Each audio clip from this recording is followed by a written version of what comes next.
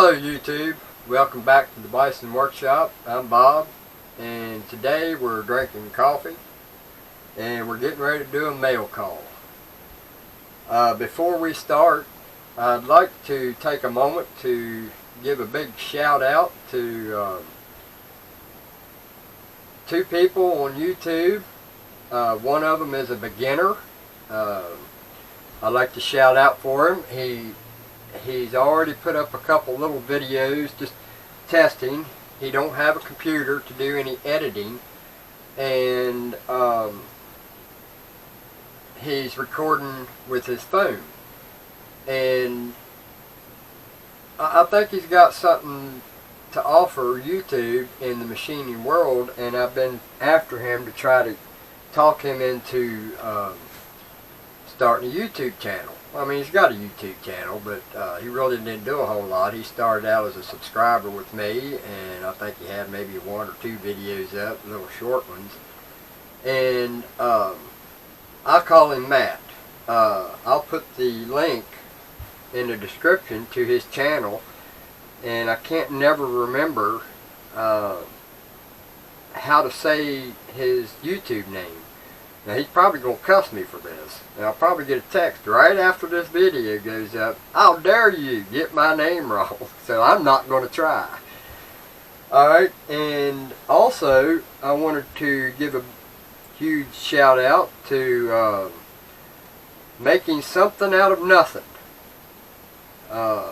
He's been trying to make something, nothing out of something, or something out of nothing.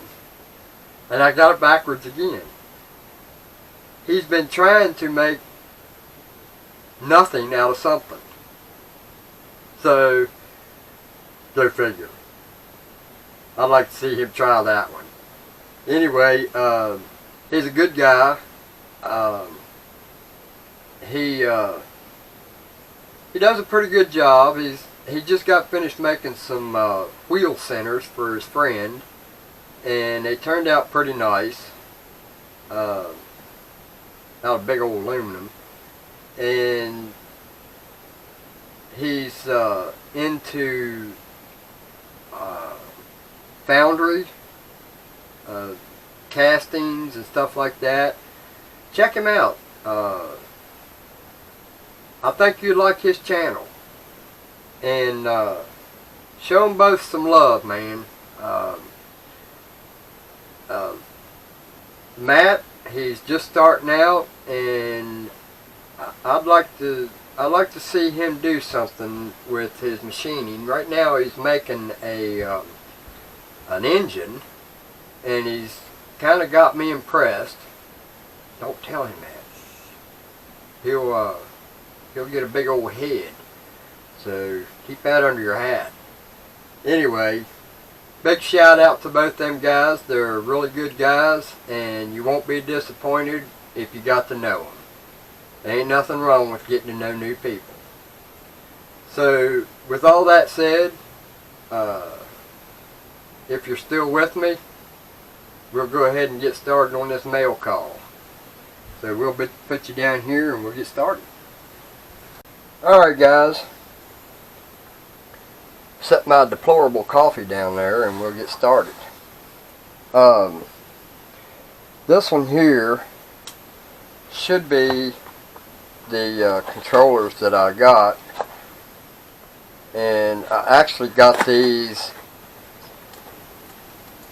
and I was thinking about using them for the mill motor upgrade, and I decided to go another route. But I'd already purchased these, so I bought two of them because I was thinking I was going to use one for the mill and one for the bandsaw. Well, turned out I don't think this is the right way to go. What this is a DC in and DC out. So apparently you put 12 volt in it and it boosts the power up. So these is I got two of these, and they weren't very much. So it does 12 24 and 48, I believe. I'm not real certain about that, but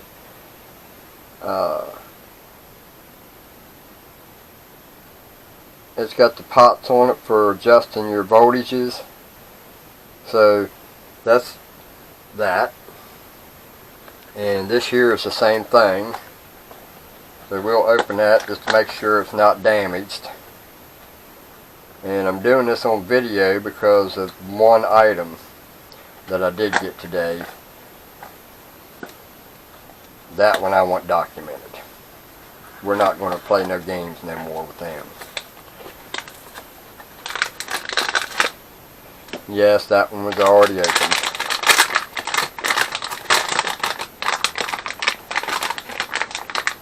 Let me cut that open.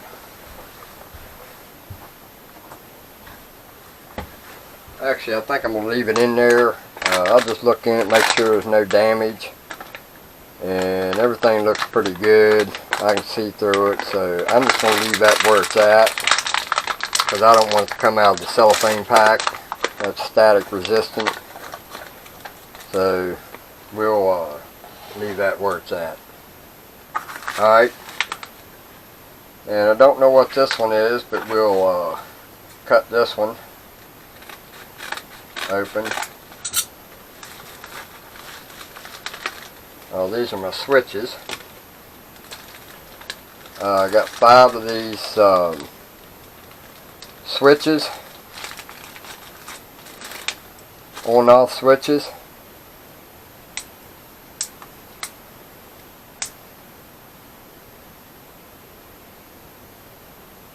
So we got 5 of those because I've got plenty of builds coming up, and it don't hurt to have a stock of parts to work with. And those I got from endlessparts.com and got them off of eBay. That would be justinbxr@gmail.com, and they sell battery enclosures, fans, switches, resistors, all kinds of stuff. I'll put that in the description if I can remember to do all that. If I don't hold it to me, guys. Don't be too hard on me. And then I got some extra. I was running out of connectors for wires, and I believe that's what this is. Yep. So let's see here. We got these connectors. Most times I never use the blue and the red part and the yellow part. I just pull them off and I use heat shrink. And I think heat shrink looks a whole lot better. I was running low on heat shrink when I done my battery tender, and there's even a comment made up for that. So I used wire nuts, but you know, oh well. Now these came from, let's see, www.cccdeal.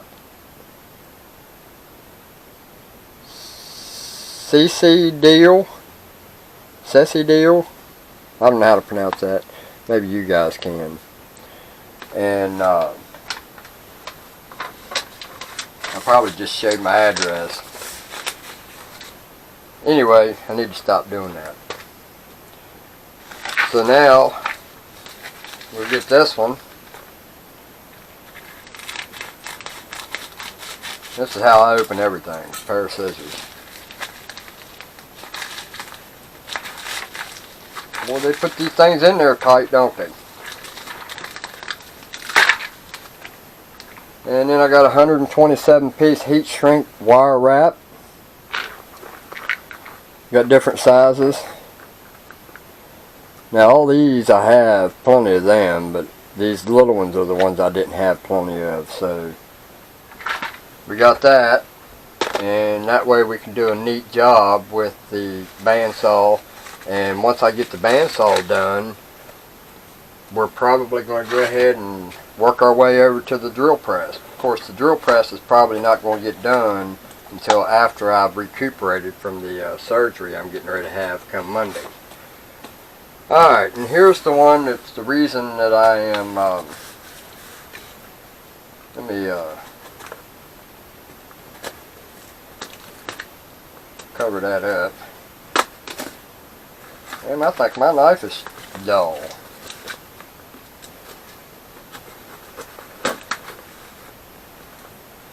I do believe it is. Should have took these labels off before I opened it. So I'm trying to do this without being found out. Alright, they put it in plenty of bubble wrap. And had 3 more of them in there, and that was it. This is my contactor for the Grizzly lathe. This is what the bad boy looks like. And I'm not sure how this thing gets replaced, because I was looking inside there, and I think maybe we pull this up. Yeah, okay, this is giving me a little more information. So I guess to take the other one out, you got to lift that little lever there, and then it comes off the rail, because it's got a rail that it goes on, sort of like if I can find something here to demonstrate with.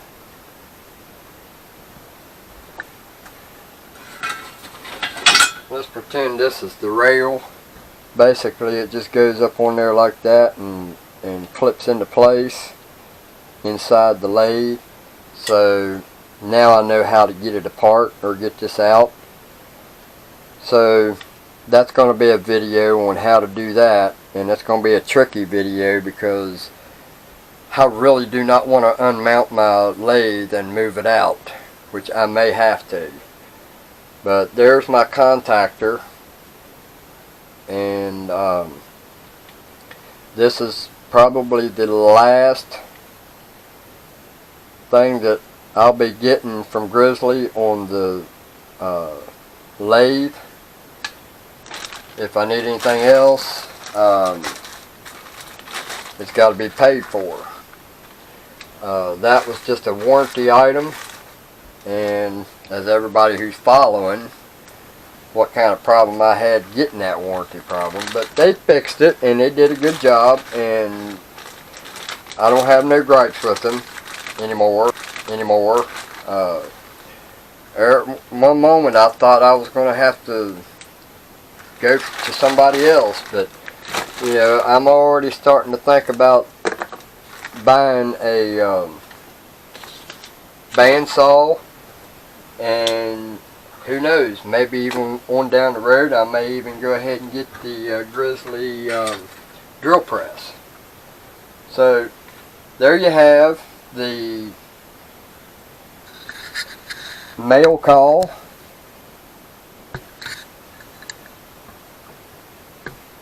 And the things that I needed for the bandsaw. I'm going to be getting, I got a few more parts coming for the bandsaw, and then it's go ahead on it. Right now I'm waiting on the controller and potentiometers. And I think that's pretty much it for the bandsaw, and then I can go ahead and rock and roll on it. I'm hoping that controller ain't very big.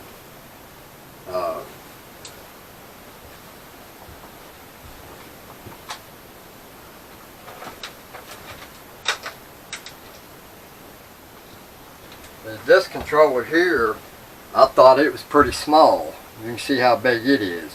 And pictures are misleading. Now I had some comments on this controller, and I think somebody was confused and I'm going to try to straighten that out. When I first got online and was looking for a controller to run a 24 volt motor, this happened to be what I was looking at on eBay. Now, I had already purchased it because it's AC in, 24 volts out, and I didn't notice that it also said in the description required, big red letters at the bottom, and I don't know how I missed that, and it said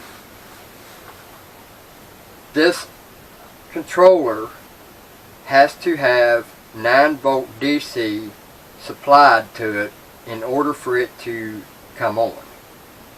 So I didn't see that, and I'd already purchased it, and it works fine. I just have to have a battery hooked to it, and I'll show you what I did. I got a mess here. My box fell over here. If I can get over here to it. Now on the back side of there, as you can see, I put a box. Now that box has a on-off switch, so I can just turn that battery off when I'm not using it, and then it goes to the controller and operates it. So see, it don't work. Now if I go back here and flip that switch on that's on this box right here, if I can find it. Alright, now it's on. So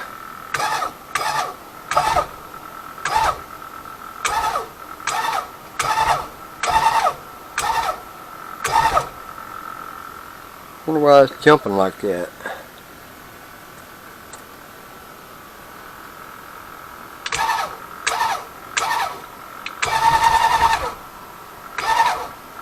What's going on there? Oh.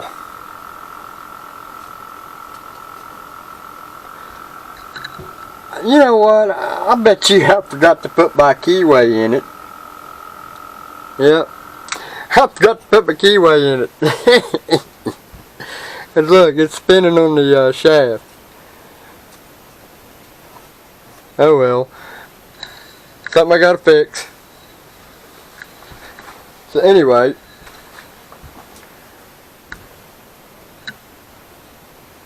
there is the mail call and I guess explanation of the controller box.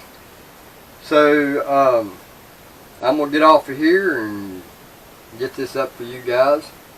I hope you guys have a blessed day. You guys have a good one. Later.